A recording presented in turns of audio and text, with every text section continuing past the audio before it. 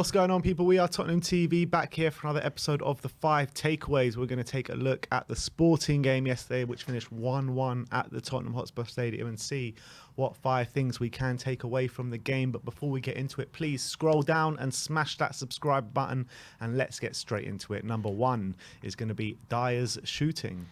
Yeah, Dier actually led the way for Tottenham yesterday when it comes to shots on goal. 4 shots on goal for Eric Dier yesterday. 3 of them, one of them on target. But Spurs actually, according to SofaScore, created 3 big chances yesterday during the game. 2 of them falling to Eric Dier. Obviously, that cross from Son, which he headed just wide, and then the chance up by Longley, which again he headed just wide.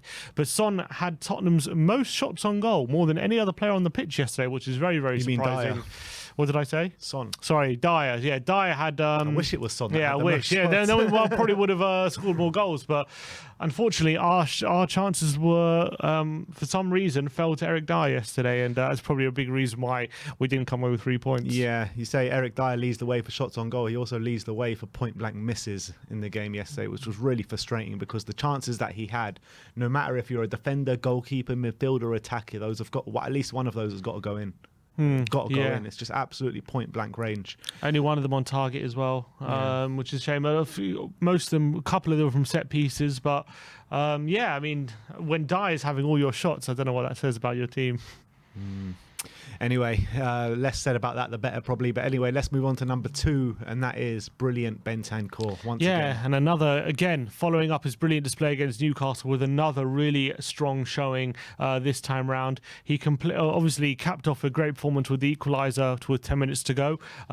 He completed 5 of his 6 long passes. He completed 1 of his 1 attempted dribbles, 7 out of 9 ground duels. He won 4 tackles as well. He had the second most touches on the pitch, second to Højbjerg, and he also had 2 shots, obviously one of them leading to a goal. So it was a really good all-round performance again from Bentancur, who's starting to add more all-round elements to his game because he's always been very solid defensively, and now he's starting to add a bit more offensive style to his game. So he's becoming much more all-rounded, I feel, recently. Yeah, I completely agree, and you see that in the both variations of the formation as well, the 3-5-2 and the 3-4-3. So it's really good to see. Bentancur has definitely been one of the standout players this season, and as of late, the last 3 or 4 or 5 games, he's been probably our best player in each and every game, rival with Pierre-Emile Højbjerg, who's had he has been as good the last couple of games, Pierre, but I think on a whole those 2 players have been really stand out for us, and Bentancur has definitely been our best player for the past 2 or 3 games. So big up to Rodrigo. And we spoke a lot about Rodrigo maybe in the summer and the early stages of the season, saying we'd really like him to take that initiative and go forward and be better on the ball. Take more responsibility. Exactly, take more responsibility as well. Gran Mbappe from Juventus was saying that he doesn't do that enough, and now we're starting to see that, so hopefully he can keep that up. Let's move on to number 3, and that is second half domination. Yeah, and that second half was all Tottenham yesterday. It was complete domination. I mean, first half was really poor, let's be honest. We only had 4 shots on goal, with Lisbon as well only also having 4 shots. But second half, it was a totally different story. We had 14 shots to Lisbon 6, 67% possession in that second half, which is a really high figure for what we're used to. 7 corners as well compared to Lisbon's 2, which is quite a good figure considering that we're pretty good at corners. So we really should have buried Lisbon in the second half. It was also a season high total for touches in the attacking third, progressive passes played as well. The keeper had to make 6 saves in the second half, so he was very, very busy. So it was really good, and considering as well that one of the biggest criticisms under Conte is that when we have a lot of possession, we see when teams invite us onto them, we seem to be lacking in ideas and don't create many chances. But that wasn't the case yesterday. We had lots of possession in the second half, and we created loads of chances, and we really should have won the game. And it wasn't due to lack of creativity. Yeah, absolutely. And you could see we were just so dominant in that second half. We were all over them from the first minute as well. You saw a different kind of mentality from the first half, and it was great to see. It's just such a shame we couldn't get that win because it was thoroughly deserved yesterday. It really was. And we should be sitting here talking about how we're into the next round and maybe we can rest a few players next week, but it's not to be. Yeah, but it just shows we can have performances, the level of performance where we have lots of possession and we can create lots of chances, and it doesn't doesn't have to be where a lot of performances like before, where we're kind of just a bit stale and we don't seem to have a lot of movement and we don't seem to create much. Like we've shown we can, and we can press high and suffocate teams in spells. Yeah, absolutely.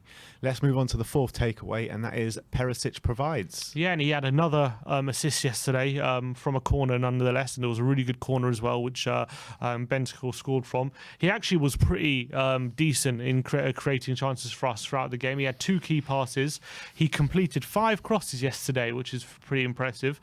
1 tackle, completed 3 out of 3 long passes.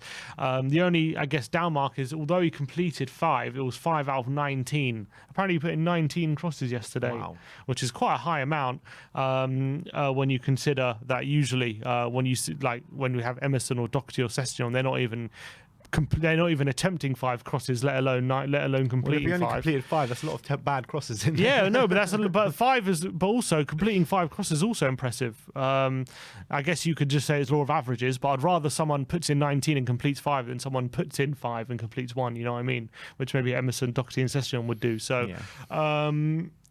I think he provided some chances yesterday, and I thought he put in a pretty good display in general, and notched up another assist. So those assists must be notching up now. Yeah, they are clocking up now, and I've been quite critical of PERISIC so far this season, but I think yesterday's performance was definitely a step in the right direction. I think it was one of his better displays this season, and obviously grabs that assist, nearly 5th assist of the season. What, in all comps? Yeah.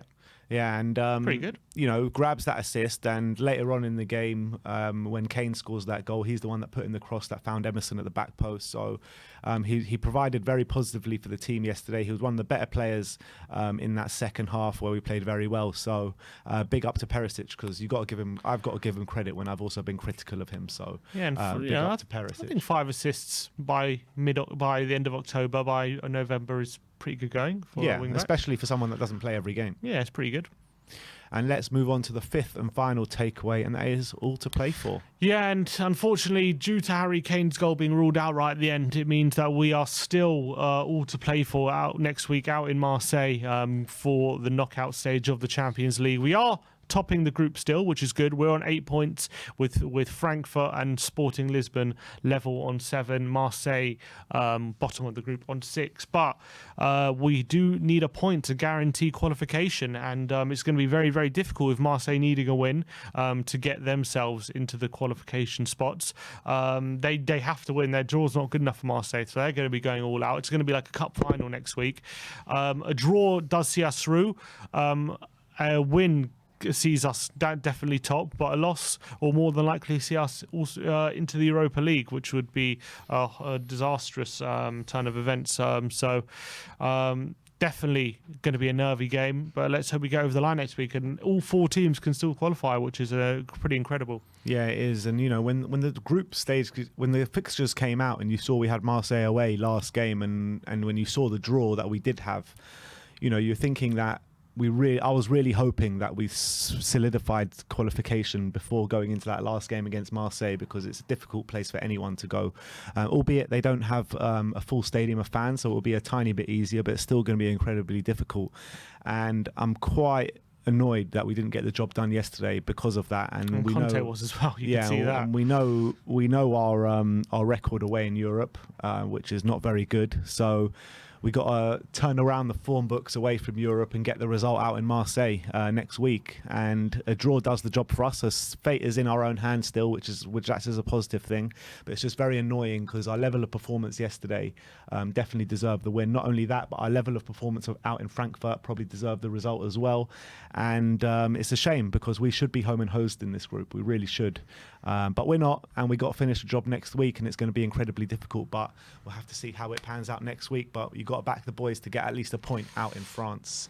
But that is your 5 takeaways for the game yesterday against Sporting. Let me know in the comment section below what you thought of our takeaways, and also if we've missed anything out, put your takeaways in the comment section below. Thank you everyone for joining us today. Like, subscribe and comment, and as always, come on you Spurs.